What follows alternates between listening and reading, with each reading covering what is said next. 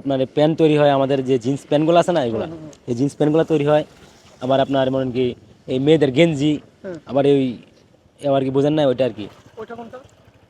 মানে মেয়েদের প্রায় এগুলো তৈরি হয় আর কি।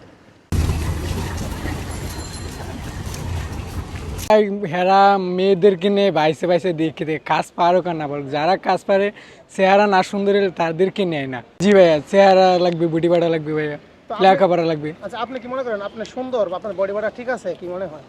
না ভাই, আমার কাছে মনে হইলে কি হবে, তার কাছে তো মনে হয় না আমি সুন্দর কি বডি মানে বাড়া। সৌন্দর্য দরকার কি মেয়েদের জন্য নাকি ছেলেদের জন্য স্মার্ট দরকার? ছেলেদের জন্য স্মার্ট দরকার। ছেলেদের জন্য জি দরকার। ভাই। আপনারা তো মাশাআল্লাহ ভালো স্মার্ট আছেন দুজন, ভাই একটু হাই দেন। আপনারা দুজন মাশাআল্লাহ, আপনারা তো একদম পুরো সালমান খানের মতো বডি ফিটনেস। পিছনে তো সবগুলোই গার্মেন্টস। হ্যাঁ হ্যাঁ, পিছনে সব এগুলো সবগুলা গার্মেন্টস। যারা একদম নতুন, আগে কখনো গার্মেন্টসে চাকরি করে নাই, তারা যদি আসতে চায় তাদের চাকরি হবে?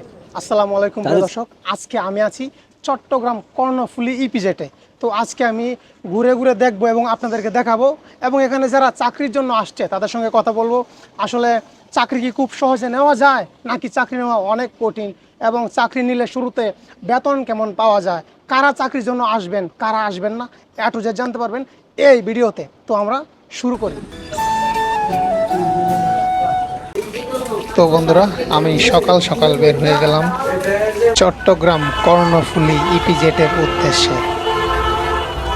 আর এখন সময় সকাল 7:30। সবাই সবার কর্মস্থানে ফিরছে। ফাইনালি আমি চলে এলাম কর্ণফুলী ইপিজেটের মেইন গেটে, এবং ঠিক মেইন গেটেই অনেকগুলো বাস দাঁড়ানো আছে শ্রমিক ভাই বোনদেরকে ভিতরে প্রবেশ করানোর জন্য। আমিও আস্তে আস্তে ভিতরে প্রবেশ করব এবং আপনাদেরকে ঘুরে ঘুরে সব কিছু দেখাবো। Wow, beautiful! কি সুন্দর একটা বিল্ডিং, পরিবেশটা কত সুন্দর, মনে হচ্ছে আমি বাইরের কোনো দেশে চলে আসছি। সবাই যার যার কর্মস্থানে যাচ্ছে। এই পথ দিয়েই হাজারো স্বপ্ন হেঁটে চলে প্রতিদিন সকালে। তো শ্রমিক ভাই বোনদেরকে অফিসে পৌঁছিয়ে দিয়ে বাসগুলো আবার চলে যাচ্ছে।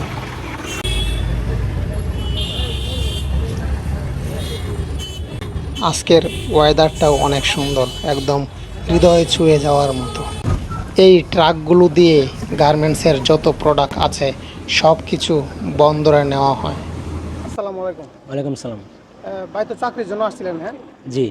আচ্ছা, তো আপনি কতদিন ধরে চাকরির জন্য ঘুরতেছেন? আপনার চাকরি মানে একটু যদি শেয়ার করেন। প্রায় মাসে কানি হবে, 1 মাস মতো হবে আমি ঘুরতেছি চাকরির জন্য। হয় না? হয় না? না। আপনার কি মানে চাকরির অভিজ্ঞতা আছে, আগে করেছেন নাকি প্রথম? না জি, আগে চাকরি আমি করছিলাম এক গার্মেন্টসে, আচ্ছা এখন এখানে একটু ঝামেলার জন্য বাইরে গেছিলাম। আচ্ছা, তো এখন আবার নতুন করে চাকরি নেবেন? জি। আচ্ছা, তো আপনি 1 মাস হয় চাকরির জন্য ঘুরতেছেন, হয় না? না। আচ্ছা, তো অনেকেই তো গ্রাম থেকে শহরে আসে জি। গার্মেন্টসে চাকরি করার জন্য। জি। কারা আসবে এবং কারা আসবে না, কাদের চাকরি হওয়ার সম্ভাবনা আছে, কাদের নাই, এটা আপনি একটু বলেন। আপনি মনে করেন কি, গার্মেন্টসে কত বছর চাকরি করছেন? প্রায় 3 বছর। 3 বছর। আচ্ছা, একটু শেয়ার করেন আপনার মতামত। আমি 3 বছর চাকরি করছি, ঠিক আছে ভাই। এখন কত থেকে যারা কেউ যদি আসে গার্মেন্টসে চাকরি করার জন্য, হয়তো আমার থেকে লেখাপড়া একটু বেশি লাগবে, অভিজ্ঞতা বেশি লাগবে, হয়তো কি লাগে চাকরি করছে এরকম যদি থাকে তাহলে আসলে চাকরি হবে ইনশাল্লাহ। আর যারা লেখাপড়া করে নাই তারা আসে চাকরি করতে গেলে একটু কষ্ট হয়ে যাবে, মানে একটু মানে হয়ে যাবে আর কি। আচ্ছা, গার্মেন্টসে চাকরি করতে গেলে কেমন পড়াশোনা দরকার? এইচএসসি, এসএসসি এরকম ভালো হয় আর কি। মানে নিম্নতম এসএসসি মিনিমাম এসএসসি করতে। হ্যাঁ, যারা একদম নতুন, আগে কখনো গার্মেন্টসে চাকরি করে নাই, তারা যদি আসতে চায় তাদের চাকরি হবে? তাদের চাকরি হতে গেলেও ভাই অনেক কষ্ট হয়ে যাবে। আচ্ছা, কষ্ট হয়ে বলতে মানে অনেক ঘোরাঘুরি দৌড়াদৌড়ি পরে যদি আল্লাহ যদি চোখ তুলে তাকায় তাহলে চাকরিটা হবে ইনশাল্লাহ। পিছনে তো সবগুলোই গার্মেন্টস। হ্যাঁ হ্যাঁ, পিছনে সব এগুলো সবগুলা গার্মেন্টস, সব গার্মেন্টস। আচ্ছা, তো আপনি 1 মাস হয়েছে, 1 মাস ধরে আপনি চাকরি খুঁজতেছেন, জি হচ্ছে জি। না? না, আগামী কবে হওয়ার সম্ভাবনা আছে? আশা করি শীঘ্রই হয়ে যাবে। হ্যাঁ, এটা আল্লাহর কাছে আমার আল্লাহর কাছে চাওয়া আর কি। হ্যাঁ, চাওয়া একটা মানে গ্যারান্টি নাই। গ্যারান্টি দিতে পারতেছি না, কেন চাকরি হবে ইনশাল্লাহ। আচ্ছা, ইপিজেটে কাদের চাকরি হয় বেশি, মেয়েদের নাকি ছেলেদের? এখন তো মেয়েদের ওটা একটু বেশি, মানে মেয়েদের হয়, আর ছেলেদের নিচ্ছে না, এখানে গ্যাঞ্জাম করে এই জন্য নিচ্ছে না। আচ্ছা ভাই, আপনি কি চাকরির জন্য আসছেন? জি ভাই, আমি চাকরির জন্য। চাকরির জন্য? জি ভাই। কাগজপত্র আনেন না কিছু? জি সার্টিফিকেট, ভাই, আইডি কার্ড আনছেন? কোথায় দেখি। চাকরির জন্য আছে নাকি ঘুরতে আসছেন? আচ্ছা, এখানে আছে কাগজপত্র। হ্যাঁ, জি ভাই। আপনি কতদিন ধরে ঘুরতেছেন চাকরির জন্য? প্রায় 1 মাস। 1 মাস। জি ভাইয়া। আগে করছেন? জি ভাইয়া, কিসে? আগে ক্যাম্পার ট্যুর। ক্যান পার্কে। জি। এখন চাকরি হচ্ছে না। জি না ভাই, কি মনে হয় হবে আগামী 1 মাসে, 2 মাসে, 3 মাসে? ওইটা দেখা যাক ভাইয়া। ওইটা হেরা মেয়েদেরকে নিয়ে বাইসে বাইসে দেখে দেখে কাজ পারো না বল, যারা কাজ পারে চেহারা না সুন্দর হলে তাদেরকে নেয় না, আচ্ছা। ছেলেদেরকে নেয় না, জিজ্ঞাসাই করে না কিসের জন্য আইছে। গার্মেন্টসে চাকরি নিতে গেলে কি চেহারা সুন্দর প্রয়োজন? জি ভাইয়া, চেহারা লাগবে, বুটি বাড়া লাগবে ভাইয়া, তো আপনি- লেখাপড়া লাগবে। আচ্ছা, আপনি কি মনে করেন আপনি সুন্দর বা আপনার বডি বাটা ঠিক আছে? কি মনে হয়? না ভাই, আমার কাছে মনে হইলে কি হবে, তার কাছে তো মনে হয় না আমি সুন্দর কি হবে, বুটি মানে বাড়া। সৌন্দর্য দরকার কি মেয়েদের জন্য নাকি ছেলেদের জন্য স্মার্ট দরকার? ছেলেদের জন্য স্মার্ট দরকার। ছেলেদের জন্য জি দরকার। ভাইয়া। আপনারা তো মাশাআল্লাহ ভালো স্মার্ট আছেন দুজন ভাই, একটু হাই দেন। আপনারা দুজন মাশাআল্লাহ, আপনারা তো একদম পুরো সালমান খানের মতো বডি ফিটনেস। এখন ভাইয়া নেয় না তো কি করুন, নেয় না, মানে ছেলে লোক নিচ্ছে না। নিচ্ছে না। যদি ছেলেরা যদি কাজ পারে, অভিজ্ঞতা আছে, এক্সপেরিয়েন্স আছে, তাদেরও হয় না? হয়, কষ্ট করতে হয়, কষ্ট বহুদিন ঘুরতে হয়। আচ্ছা ভাই, নতুন অবস্থায় চাকরি নিলে বেতন কেমন থাকে যদি শেয়ার করেন? আপনার যদি হেল্পার চাকরি নেন নতুন Helper-এ। অবস্থায়, তাহলে আপনার স্যালারি ধরবে 12,800 টাকা। 12,800 হেল্পারে ঢুকলে Helper-এ। একদম শুরুতে? হ্যাঁ, শুরু থেকে। আর যদি আপনার পরে ঢুকেন তাহলে আপনার বেতন ধরবে 14,800 টাকা। আচ্ছা, যদি অপারেটরে ঢুকে নরমাল অপারেটর, হ্যাঁ। তাহলে 14,800 800 টাকা। 14,800। জি ভাই। আচ্ছা, এই ইপিজেটের মধ্যে কি কি তৈরি হয়?